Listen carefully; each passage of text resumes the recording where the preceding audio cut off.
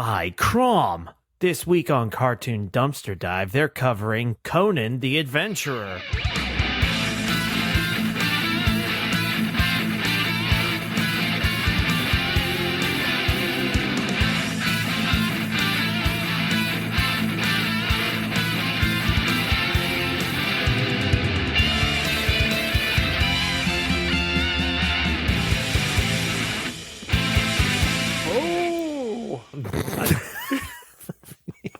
I would love it if that was your battle cry. People would just be confused when they died. Oh, like, did you pull it just something? Seems like, like He-Man has like, by the power of Grayskull, like, it just seems like that would be Conan's catchphrase. According to the movie, that's basically all he did. But we're not here to talk about the movie, Joel.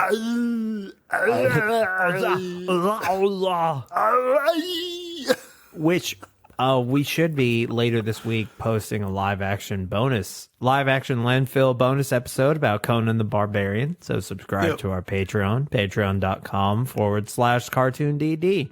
Now with that out of the way, let's review that theme song. Let's hit it. Oh, shit. It's been so long since we've done the theme song. Hang on. Oh, yeah. We've been covering a lot of movies. We've been really lazy, so we've been doing a lot of movies. I completely forgot we had to do a theme song. I'm like, oh, shit. Let me get this ready. If you want a little bit of peek behind the scenes, sometimes if we're pressed for time, we'll go, fuck, just do this movie.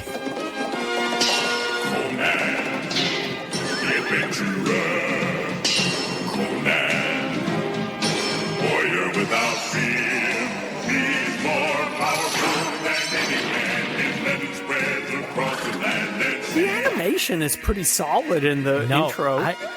The animation is pretty solid in the show, but the intro, is pretty great. I don't even have to describe what's happening in the show. They just did it. We know the whole plot. You know the whole plot. They was able to give the whole plot in 10 seconds. I think maybe less, but yeah.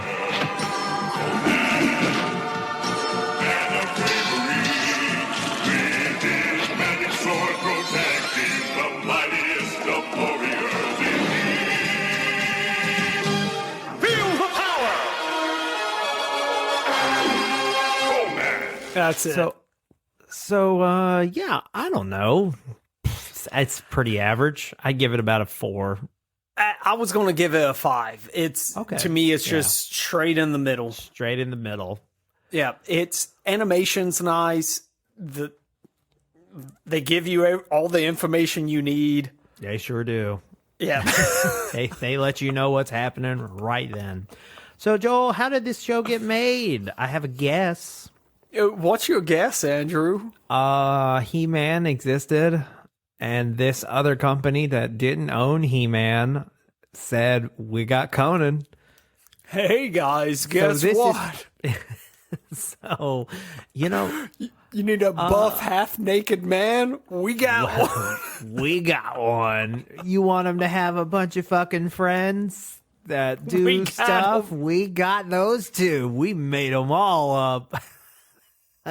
So it's very much like a He-Man mixed with Hulk Hogan type cartoon or the Chuck Norris cartoon or Mr. T.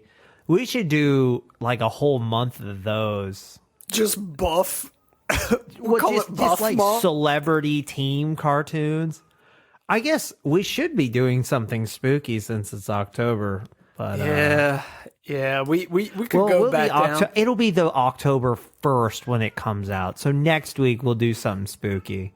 Dude, we could do like Mr. T, Hulk Hogan, because people do dress up as those. That's true. Oh, that is good. What do you think, audience? Do you want to do the month of October celebrity team? We've already done Chuck Norris, haven't we? I don't know if we have. We gotta look at the catalog. We've done Rambo. I do remember that. Yeah. I know we haven't done Mr. T. Nope. Or Hulk Hogan. Anyway, Hogan. This is behind the scenes stuff. Yeah, I know we haven't done Hulk Hogan. But okay, regardless, Alright, I'm almost certain that this is because they needed to compete with He-Man. So I could not find anything to verify that, but I think you might be onto something with that. So the Conan the Adventurer aired on September 13th, 1992, ran for 2 seasons, 65 episodes, and ended on November 23rd, 1993. This was produced by Jetlag Productions in association with Sunbow Productions. Nice. Now, it was developed by Christy Marks herself, Andrew. Yeah, we interviewed her a long time ago. Still, so far, only interview. Not from a lack of asking. People just don't want to come on this show. Yeah, and, kudos to her, but, she was behind... she's our most famous interviewer. We had that one guy who made that Robotech game that we fucked it all up. That was actually pretty cool. Yeah. It was a good... If we knew what we were doing back then, it would have been a great interview. So audio. Far, we just... Yep. I love that we decided to post that anyway of him just answering the questions. We could, and looking back on it, I think we could have recorded our questions, and then put them in ahead, just edit them in. But Andrew, this isn't a multi-million-dollar production here. It's just me and you. No, it's just the two of us. But yeah, if you want to go listen to our other 2 interviews, Robotech, but more importantly, the Christy Marks interview, of which we don't ask her a single question about Conan the Barbarian. We do ask her a lot about Jim. Yeah, because that's what we were talking about. Yeah, that's what we were talking about. And also, if you'd like to be interviewed by us two fellas, two us's, send us a message on any social media platform. It will be the most decent interview you might ever have. It'll certainly be the most friendliest.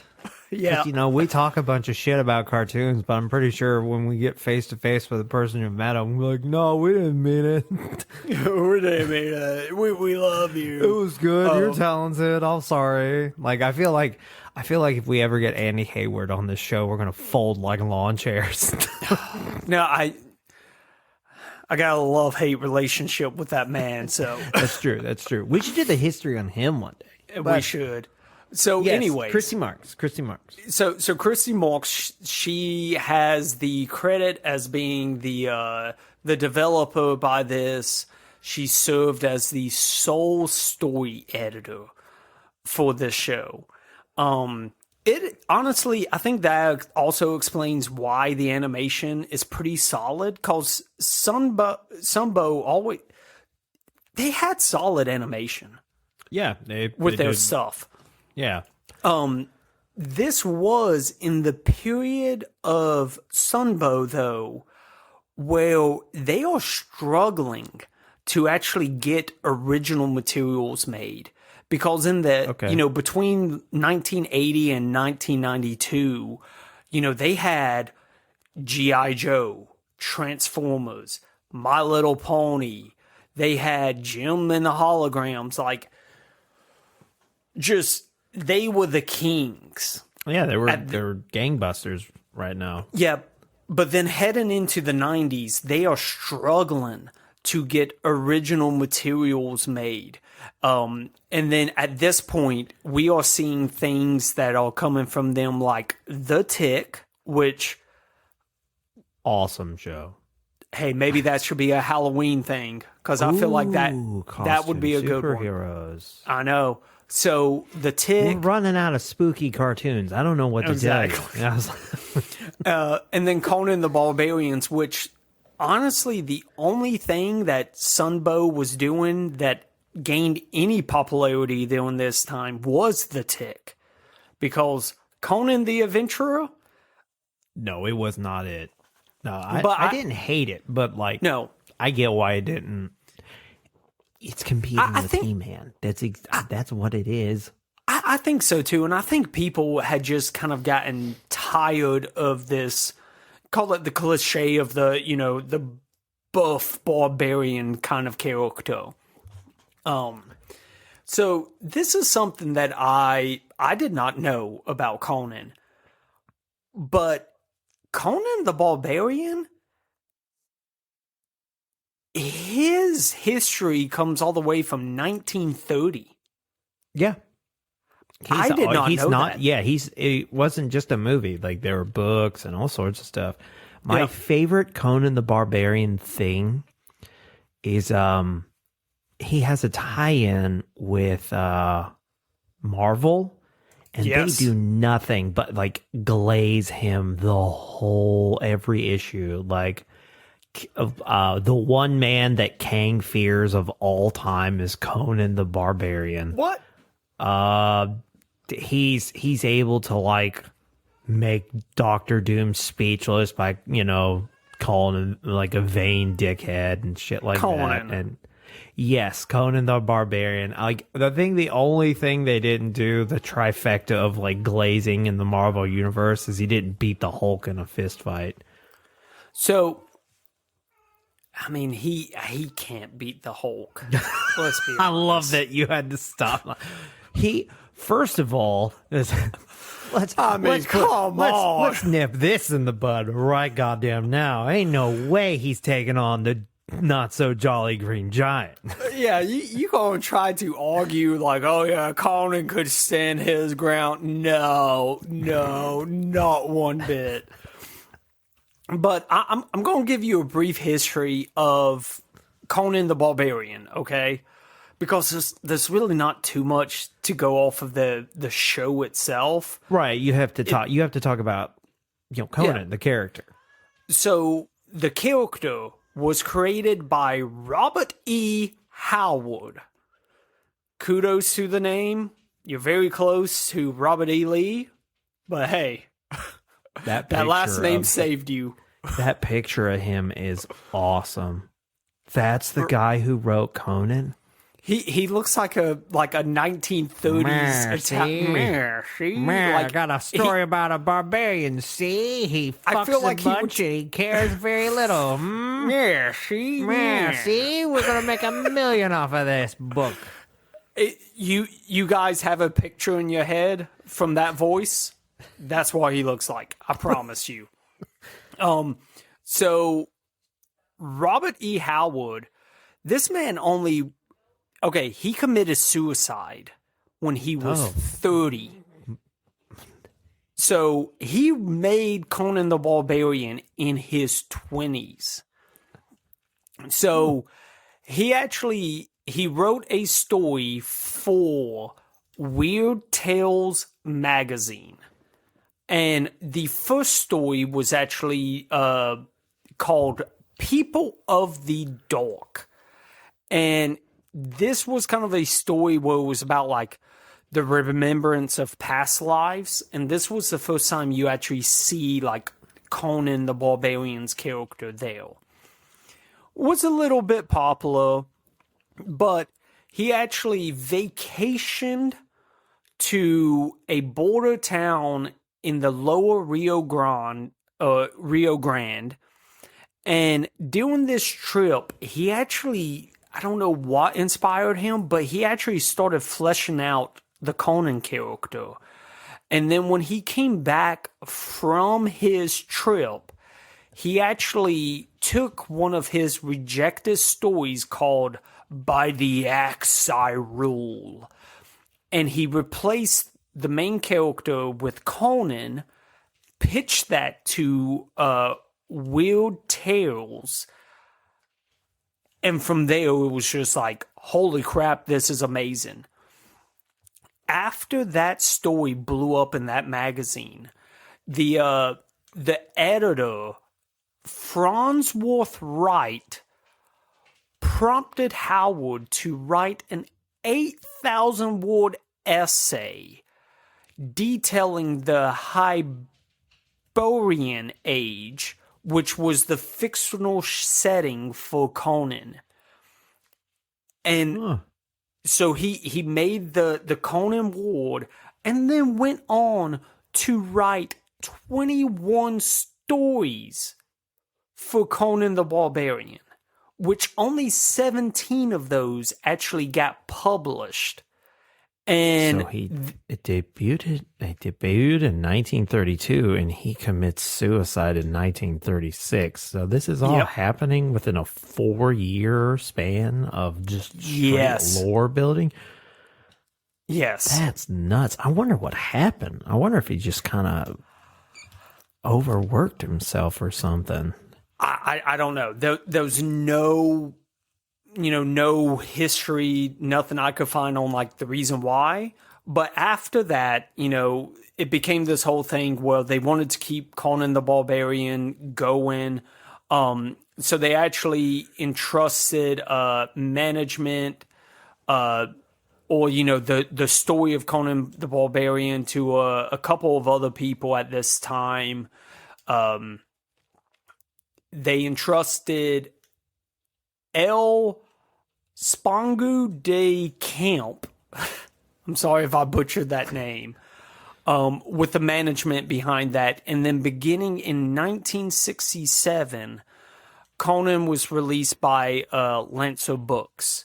And from there, they started having other writers, come in to kind of build off of the world that Howard had created. And from what I read, they was using some of the works that he had published in the unpublished works to kind of just continue building off of that. But that's really the quick and dirty of Conan the Barbarian.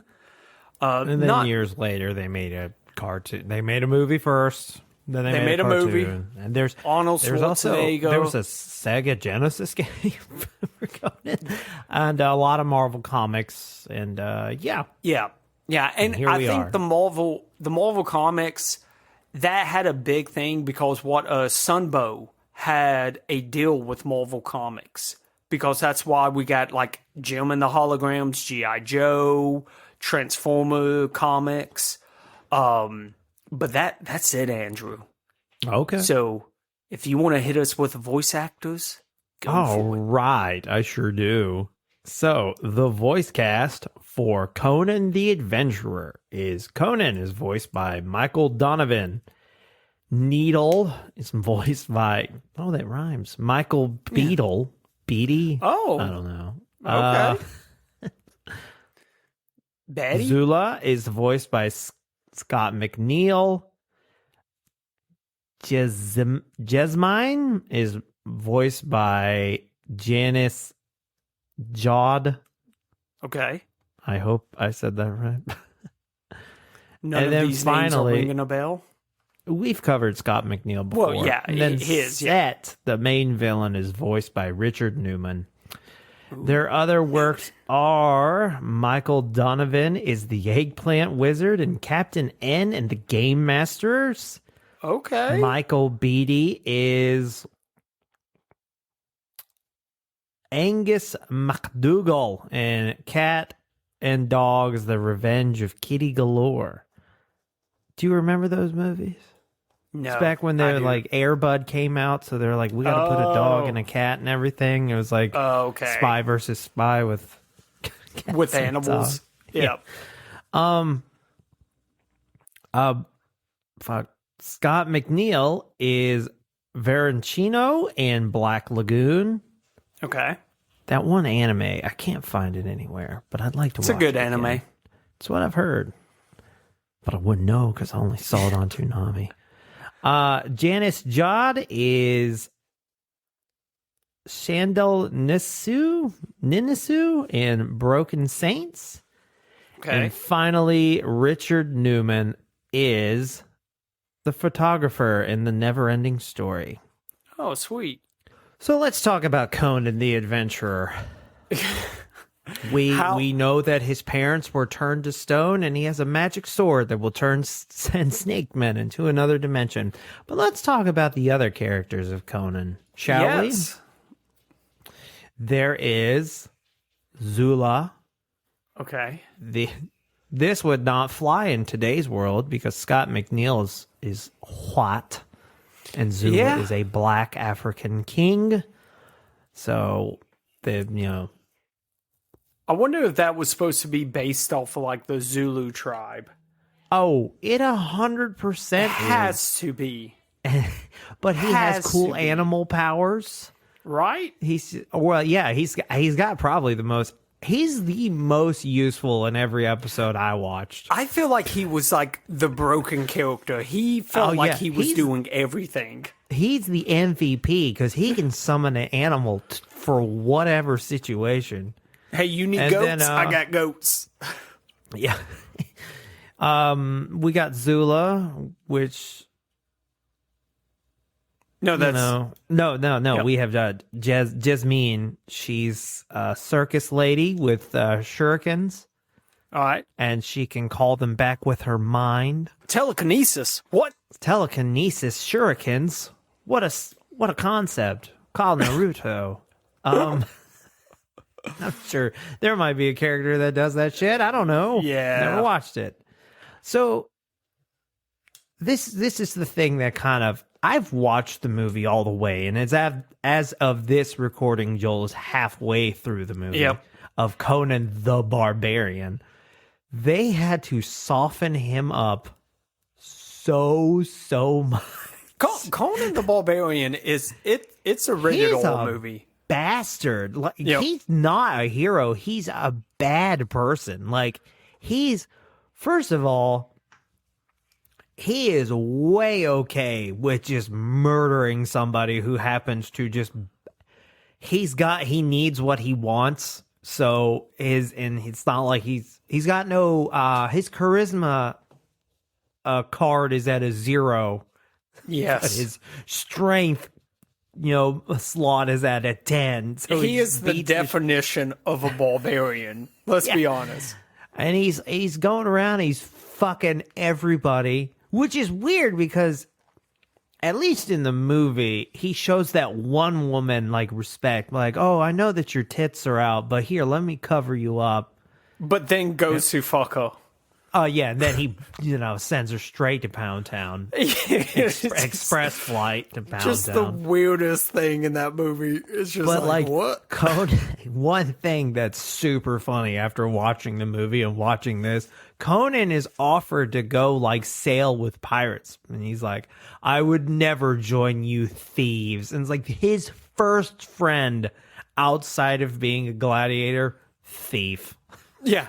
They both just steal constantly. They steal all the time, and he constantly makes fun of him for being too big to be a thief. Yep. But yeah, I was surprised that this show never had like a knowing is half the battle type thing. Like, how Transformers and G.I. Joe were like, don't try to put out a grease fire with water or you burn your house down. I don't know what. Where was Conan the educational part? Because this would have been in that time where it's like they would have had to have probably some education behind it a little bit.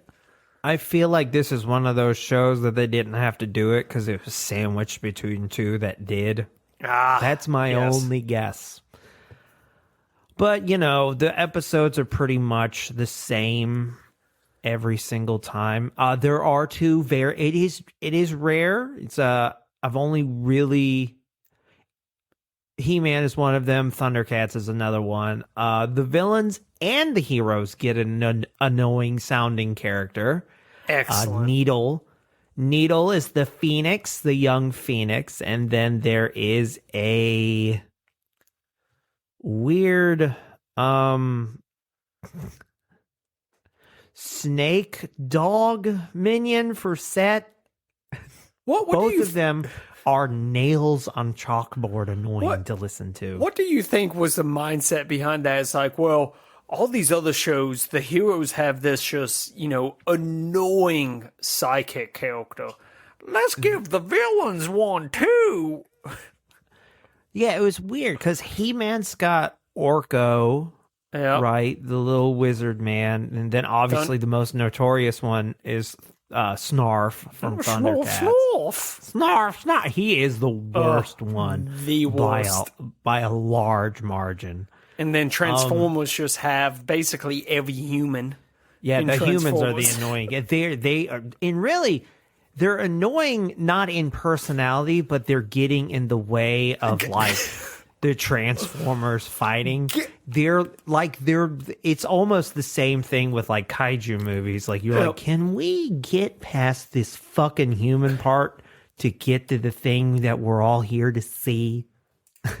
Like, give me my goddamn fighting robots. I don't give a fuck that Daniel's sad that his dad didn't come to his baseball game. Okay, yep. No, yeah, it's like, I feel like the Transformers, it would not surprise me if they was like, get out of the way, you meat sacks, or you flesh bags. Yeah. I did enjoy, I kind of, I almost want to explore, not because of watching the show or of watching the movie, but I would like to explore more of Conan the Barbarian because I feel like maybe the comics are... Because if you talk to someone who's over the age of 40 and they're nerdy, Conan's like up there for them. And I'm like, it can't be... Well, it's definitely not because of this show. No. Which... It's not a bad show. It's just, it's kind of like, why'd we do it? Yeah. Why we try? It's like when they did Rambo or RoboCop or any of the R-rated movies that's like, we don't, not every property needs to like turn around and entertain kids. No. And so it is a pretty interesting story. Like even the movie, maybe call it just a poor execution, but the story's pretty good. I mean, for 1982, I would argue it's a pretty good one. Oh, it's an old movie. It's like the movie, like editing is, I guess, new. I don't know, but it's just like they are filming everything and they don't need to. It's one of those movies.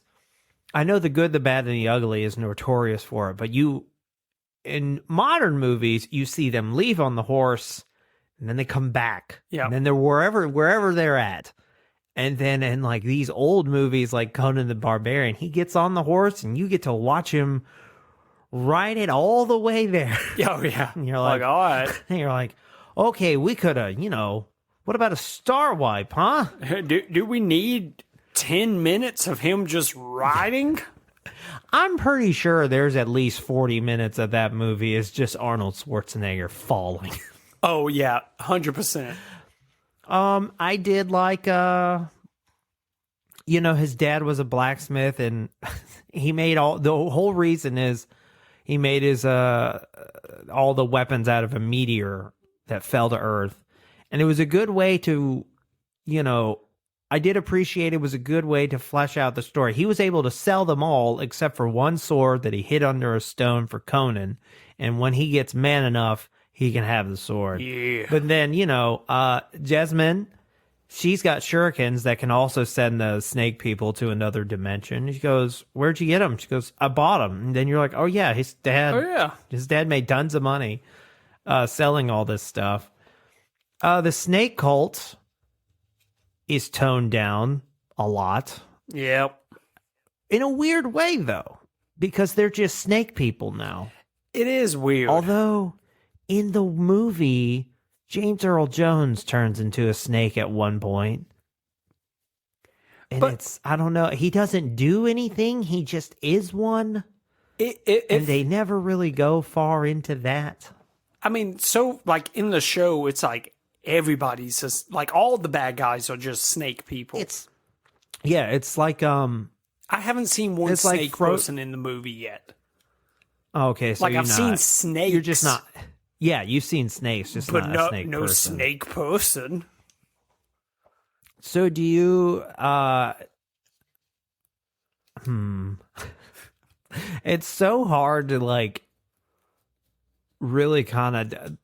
There are no lessons in this show and it's just like he's just going around. It's a lot like the movie, just a G-rated version where it's like he's just doing stuff. And that's kind of the problem with Conan is like he has a drive, but he's mainly just bumbling across his land because I don't know what his earth is called, but he just happens to. It's a very old school trope where he's like, I need the thing. And then he'll go to a village and they're like, you have to protect our village. And this is our sacred item. And Conan's like, oh, it's the thing. And that's what I needed. Yeah. Only in this one, like that's the movie. But in this one, he has to destroy the black ring too. And there were a few, there were a few episodes. There was one where it's some transmutating sapphire that can like possibly turn his parents back to flesh and blood. So, but I think they throw it in lava, and then this wizard becomes ugly. It's the whole big.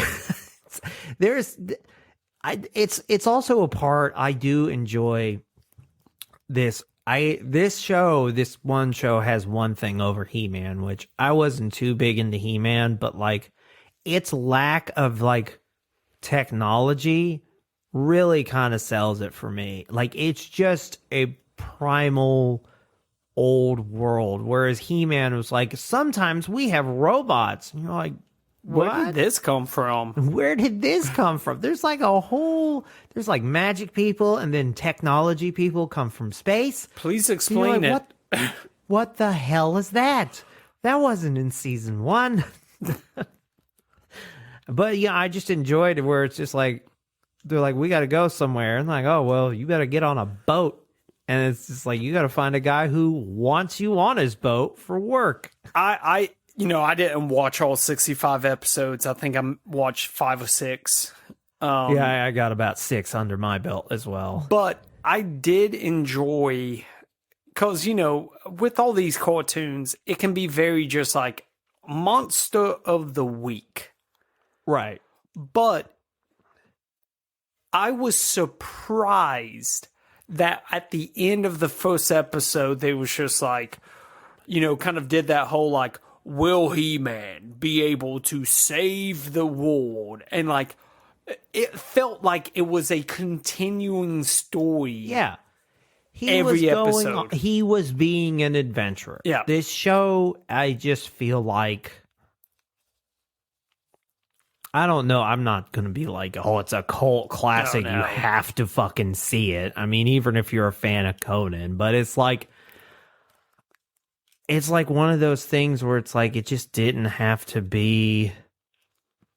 I don't think it was really needed, but it's a fun enough watch. It's super easy to find. If you truly, truly want to watch it. My only complaint is Needle. He's an annoying character that didn't really add anything other than it's like, we need a magic thing for Conan to do magic stuff. Otherwise, he's just smacking snake people with a sword. Because if you notice, every other character has a magic thing but him. So he gets Needle. and even he doesn't like that Needle's in his show. Get out of the show, Needle. He's like, you are the most annoying bird, and you are not helpful, which is true. I agree with Conan in that regard. I think if they was to ever recreate Conan in the form of a cartoon, which I kind of feel like they kind of already have with the show Primal. Yes, dude. Primal is a great example of like that old world, like just fighting, surviving, and killing. Surviving. That's it. I would love to see, like, you gonna redo Conan? Just do it like that. Almost no dialogue. Just dude, that would work. I mean, they're trying to remake that movie anyway. Well, there are 2 versions. They want to do a sequel where Arnold is King Conan. then but then they want to do another. They want to try to do like they just want to remake it. So I did also enjoy the different deities. It's just like everywhere you go, they got a different god, and it really seems like Crom needs to get his shit together because the other gods really seem to be coming in clutch for the other characters. But like, Crom's he's like, "Come on, Crom, just help me." He goes, "You got it." Hey, I gave you that buff body of yours. Put it to work. Yeah, put it to work. That was another change. Conan got his big old muscles from blacksmithing, not from spinning a wheel till he was like 30 years old. You're gonna push this wheel for 30 years. I mean, shit. If I get to look like that, I'll push that motherfucking wheel. Dude, I don't understand why that machine's not in the gym. I'm about to go build one in my backyard. My wife's just gonna be like, "You're looking honey, shredded. Honey, what you doing? I've been on the wheel. I've been saying. I've been pushing that a wheel. What wheel? She goes back there. It's just like some giant wheel in the backyard made of stone. I still don't understand what the wheel's for. Was it torture? Was it to move? Like, was it to grind up grain? I may never know. I'm starting to think it was just to build the ultimate barbarian. I guess so, because he was mad as fuck when he was done. He was mad and shredded. As far as the cartoon is concerned, Conan was a good little boy. He was a good little blacksmith until his family got turned into stone, and his good little boy morals took him all the way through. He never got his family back. And there's another very much more short-lived cartoon that we will cover sometime later called Conan and the Young Warriors, which is just Conan with kids. Because why not? What's a great role model for kids? What a great Conan. Conan, he's an adventurer. He's not a barbarian. Do you feel like they had pillaging no, they had to. Yeah. Because if you look up Conan the Barbarian and then you accidentally watch the movie and you get to watch Arnold Schwarzenegger murder and bone for 2 hours. Yeah. Son, what are you watching in there? Conan the Barbarian. My pants are tight. Anywho, Joel, I believe it's time for your new reoccurring segment, reviews that bring glory to Crom and reviews that are turned to stone. Nice. All right, Andrew. So we're having. Oh, IMDb is finally back up. Oh yeah, IMDb was like down when we started recording. Hopefully, it lets me load the reviews. Doesn't look too good. So IMDb is not loading the reviews. So this review actually comes from tvtropes.org. It's not really a rating or anything. It's titled Flawed but Enjoyable. Conan the Adventurer sounds like one of the dumbest ideas in history. Conan the Barbarian, a very Ray-ordered series, getting a kids cartoon? Seriously, they jest. Well, it happened. It was decayed to a shriveled ball. There was no gore to speak of, and it just didn't feel like the Conan at all. At the same time, though, it was very good. There were two things that really stood out to me about this series. For the first time, decent action. This is similarly one of the few 90s cartoons that let the characters actually hit people. And then this review goes on for way too long, so I'm going to skip ahead. That being said, so bad it's good, probably. So okay, it's average, also possible. Your mileage may vary, but I personally enjoyed it Oh, and the intro was pure manliness deep fried inside of pure manliness. It did make me want to work out after watching it. I know, right? I'm just like, God, my arms are like, flabs over here. I know it. I need to go hit that stone wheel some. Yeah, I need it. Yeah, I'm emailing my gym. I'm like, can we get that thing that Conan got his muscles from? But that's I don't know how Andrew. it gets the whole body, but Dude, I've got a hilarious story about Conan the Barbarian and working out. Yeah, I'll go ahead and tell you this now. I can say it again when we do the live action. But my dad, my whole life, has told me about this guy he grew up with that lived like near him, named Robert McClue, who this man would work out 8 hours a day in his backyard, and the music he would put on to work out was Conan the Barbarian soundtrack. My dad said he had a boombox. He would just put the cassette in, blast it to 11, and for 8 hours a day, you would just hear Conan the Barbarian coming from how'd this man look? Oh, he was shredded. Okay, well, shit. Results are results, my man. Apparently, he got semi-famous because he accidentally got into movies somehow. Wow, that's cool. Just because he was shredded. It can get you far. It got on. So, Joel, you got any closing thoughts on Conan the Adventurer? If you're a big Conan fan and you just want to kind of see more Conan, hey, give it a shot. If you really don't give a crap about Conan, it's not worth your time.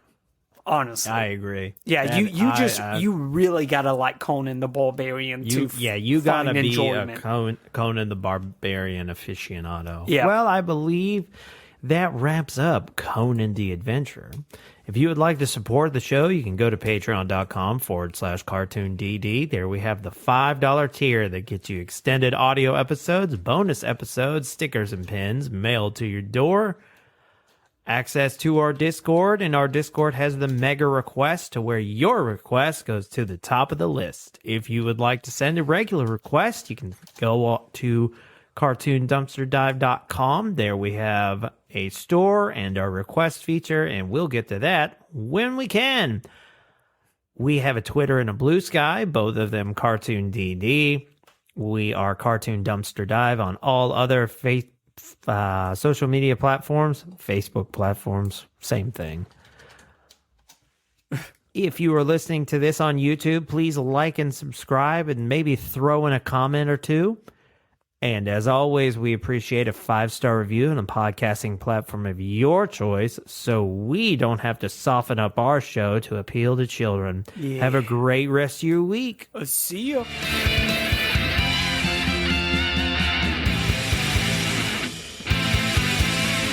Oh, baby, I love your way every day. Conan, he's an adventurer, and he wears a loincloth. Conan.